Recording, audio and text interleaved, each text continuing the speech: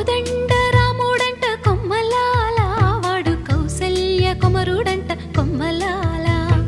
ఆజానుబాహుడంట అమ్మలాల, వాడు అరవింద నేత్రుడంట అమ్మలాల. రమణీయలామకు తగ్గ చూడువాడేనని రహదారులన్నీ చెప్పుకోగా విని, కళ్యాణ రామయ్యను కన్నులార చూడాలని కలిగి సీతమ్మ వేచే గుమ్మలాల. సువ్వి